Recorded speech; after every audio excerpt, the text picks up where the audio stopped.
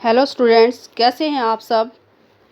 जैसा कि आप जानते ही हैं कि पिछली वीडियो में हमने कक्षा 7वीं की पाठ 2 की कहानी दादी माँ पढ़ी। उम्मीद करती हूँ कि आपको कहानी अच्छे से समझ आई होगी और आज हम करेंगे इसके अभ्यास के प्रश्नों के उत्तर।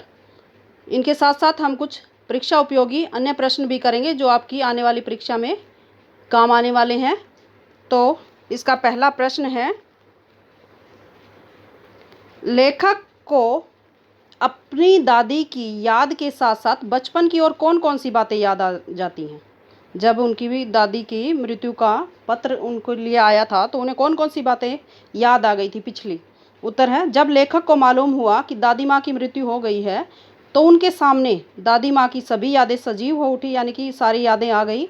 साथ ही उसे अपने बचपन की स्मृतियाँ होती यादें, गंधपूर्ण झाग भरे जलाशयों में कूदना, यानी कि वो जो बारिश का पानी था उसके अंदर कूदना, बीमार होने पर दादी का दिन रात सेवा करना, किशन भैया की शादी पर औरतों द्वारा गाए जाने वाले गीत और अभिनय के समय, यानी कि जब औरतें शादी के टाइम नाटक कर रही थी उस टाइम चादर ओढ़कर सोना और पकड़े जाना, रामी चाची की घटना आदि सब बातें उनको याद आ जाती हैं। प्रश्न नंबर 2 है, दादा की मृत्यु के बाद लेखक के घर की आर्थिक स्थिति खराब क्यों हो गई थी।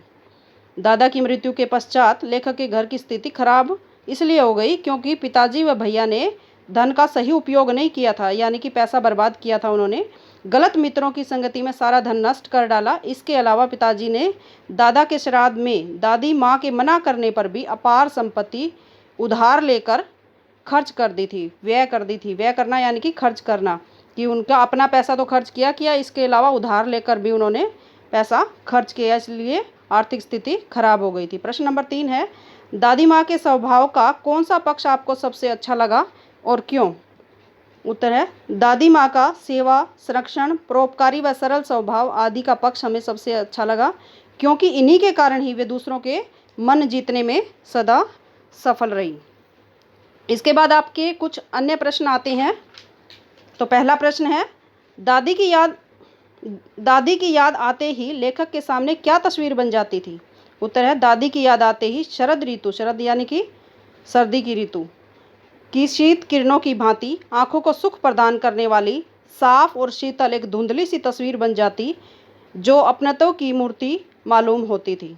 प्रश्न नंबर 2 है, दादी माँ बुखार का अंदाजा कैसे लगाती थी। उत्तर है, दादी माँ बुखार का अंदाजा हाथ से छू कर लगाती थी, माथे पे हाथ रख के, पेट पर हाथ रख कर देख लेती थी कि बुखार है या नहीं। प्रश्न नंबर 3 है, महामारी और विषुचिका बीमारी से आप क्या समझते हैं। महामारी ऐसी बीमारी है जो फैल जाए तो अनगिनत लोगों को मौत के मुंह में धकेल देती है, अर्थात वही बीमारी बड़ी संख्या में लोग इस बीमारी के कारण मारे जाते हैं, कि ऐसी बीमारी हो जाती है जिसके कारण बहुत से लोग मारे जाते हैं। विषुचिका अर्थात छूत की बीमारी होती है, ऐसी बीमारी जो एक से दूसरे को लगती है। उदाहरण के तौर पर जो आजकल कोविड-19 चल रहा है, कोरोना जैसे एक से दूसरे को फैलना, ये महामारी होती है।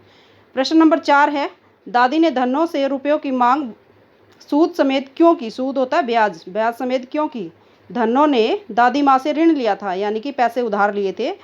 कठोर बनकर धनों से पैसे मांगकर वे धनों को एहसास दिलाना चाहती थी कि उनके ऋण का ब्याज बढ़ता जा रहा है, यानी कि ब्याज बढ़ता जा रहा है, वो पैसे जल्दी दे दें। प्रश्न नंबर 5 है, रामी की चाची धनों को दादी ने उऋण क्यों किया। उऋण यानी कि उसका ऋण माफ़ क्यों कर दिया। दादी ने अपने परोपकारी स्वभाव के कारण धनों को उऋण कर दिया। साथ ही उसकी बेटी की शादी में 10 का नोट शगुन के तौर पर भी दिया, क्योंकि उसकी बेटी की शादी थी, इसलिए दादी ने अपनी तरफ से 10 का नोट दिया कि बेटी की शादी है, ये 10 रुपये लो, उसमें काम आ जाएंगे। प्रश्न नंबर 6 है, दादी माँ अक्सर उदास क्यों रहती थी। उत्तर है, पति की मृत्यु से उन्हें बहुत धक्का लगा, साथ ही घर की आर्थिक स्थिति खराब हो गई थी, अच्छी नहीं थी, यही कारण था कि वे उदास रहती थी। प्रश्न नंबर 7 है, पिताजी व किशन भैया उदास क्यों रहते थे।